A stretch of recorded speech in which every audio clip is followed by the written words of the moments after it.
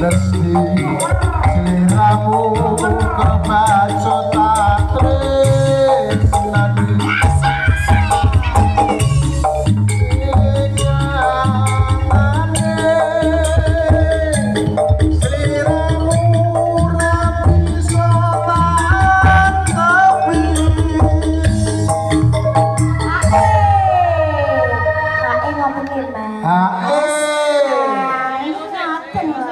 Kau sih masih terus ya kok tengah kene sih.